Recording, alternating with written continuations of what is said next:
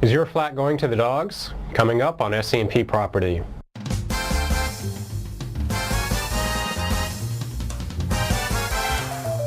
I suggest you speak to your neighbor directly. Quite a lot of residential blocks have house rules. And hopefully that will resolve the issue right at the root. They say that the dog is man's best friend, but what about your neighbor's dog?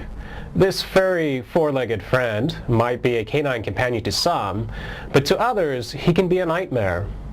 Well, it's not all fangs and froth, but from this week's mailbag we have a letter from a reader who's been kept up at night by his neighbor's pet. He writes, "According to my building code, residents are not allowed to keep pets. However, the annoying noise from the flat above mine can only be made by the nails of a dog. What's the best way of approaching this without making enemies with the neighbor?" Indeed, this is a problem for many residents in Hong Kong, and not just some letter writer who lives on Bowen Road. It's a matter of rules, but it's also a matter of etiquette. Let's deal with the rules first. Well, really there's two elements that govern whether pets are allowed or not allowed.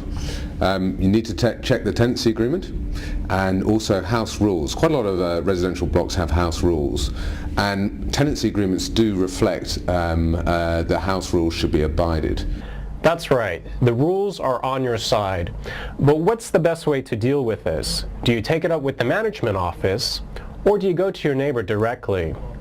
I would very much suggest that initially maybe you should get in touch with the management office. If you report such cases to the management office will then exercise their right and their authority given under the DMC, and they will approach the owner upstairs and perhaps initially talk to them in a friendly manner and just alert your upstairs neighbor that this is not allowed. In other words, get the management office to do the deed for you. That's what they get paid huge management fees for.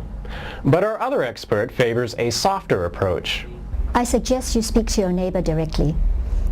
Tell him that this noise, particularly at night, is really bothering you, and you should appeal to him to find a solution.